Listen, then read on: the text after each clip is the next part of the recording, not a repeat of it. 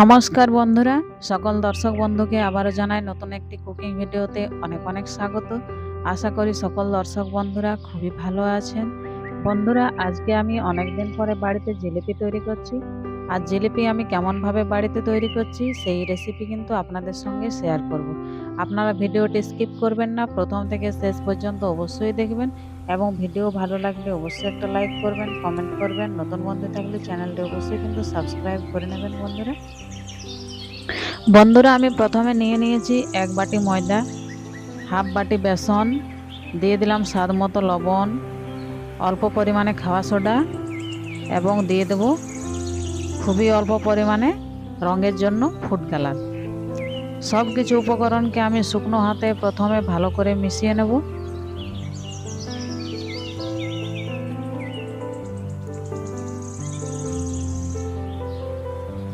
প্রথমে কিন্তু আমি জল ব্যবহার করছি না বন্ধুরা, সব কিছু উপকরণকে ভালো করে মিশিয়ে নিচ্ছি শুকনো হাতে। তারপরে অল্প অল্প জল দিয়ে আমি কিন্তু মেখে নিচ্ছি বেসন এবং ময়দাকে খুব ভালো করে মিশিয়ে নিয়ে একটা ব্যাটার বানিয়ে নেব।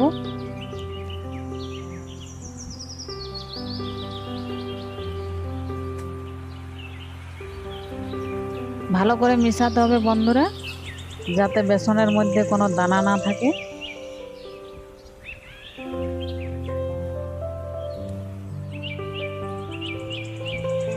এরপরে আমি এই ব্যাটারকে 10 মিনিট মতো রেস্টে রেখে দেব।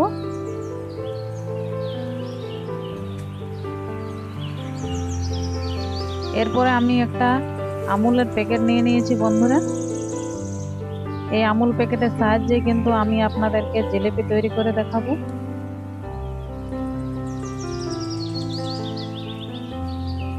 আমি প্রথমে অর্ধেকটা নিয়ে নিচ্ছি আমুল প্যাকেটে।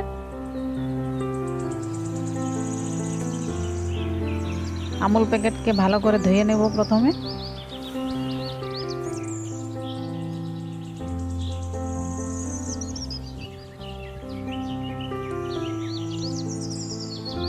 এরপরে আমি ব্যাটারটা দিয়ে দিচ্ছি আমুল প্যাকেটের মধ্যে।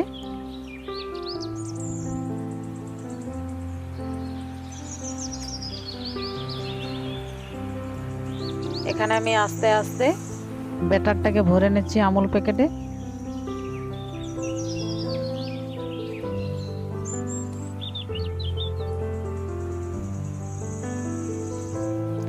বন্ধুরা, এরপরে আমি একটি পাত্র বসিয়ে দিয়েছি চুলাতে। তারপরে দিয়ে দিলাম 1 বাটি চিনি, দিয়ে দিচ্ছি 1 বাটি জল। ভালো করে একটি চিনির সিরা আমি বানিয়ে নিচ্ছি এখানে।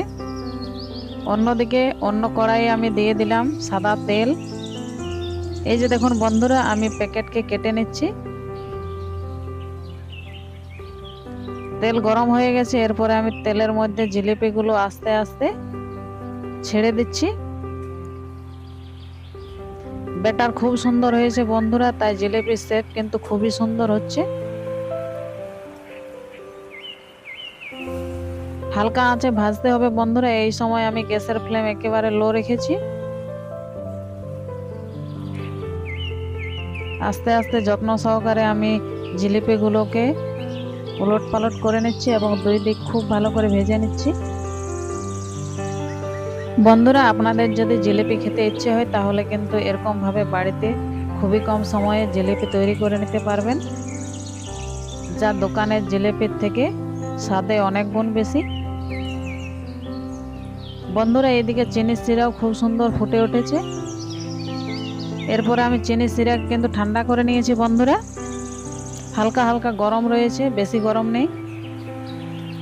এরপরে আমি সব জিলিপিগুলোকে ছেঁকে ছেঁকে চিনির রসের মধ্যে দিয়ে দিচ্ছি।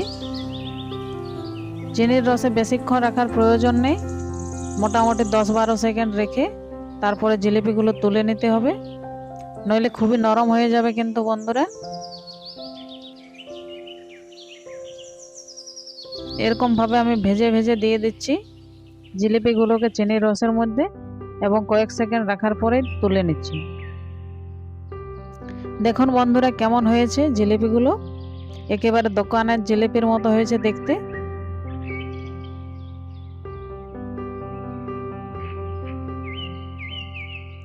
এরপরে আবারও আমি দিয়ে দিচ্ছি জিলিপিকে তেলের মধ্যে।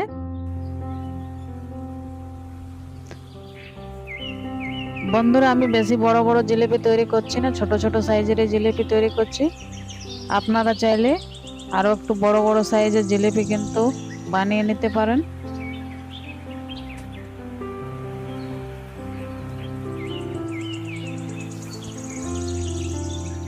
বন্ধুরা জিলিপি আমার খুবই প্রিয়। এই যে দেখুন বন্ধুরা, জিলিপিগুলো সব ভাজা হয়ে গেছে। জিলিপিগুলো কেমন হয়েছে বন্ধুরা আপনারা অবশ্যই কমেন্ট করে জানাবেন।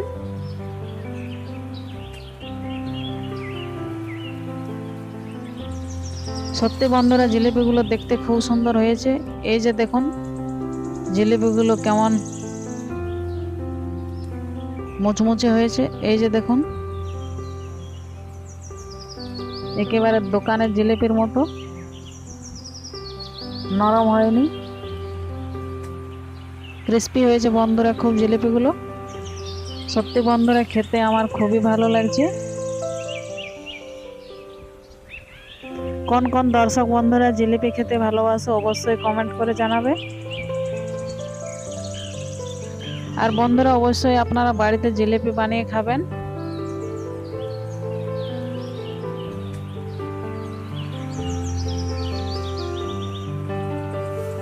সত্যি বন্ধুরা জিলিপির স্বাদ দুর্দান্ত হয়েছে।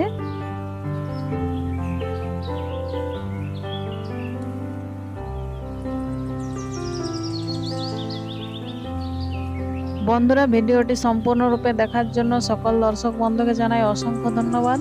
খুব শীঘ্রই আপনাদের সঙ্গে আবারও একটি নতুন রেসিপি নিয়ে দেখা হবে।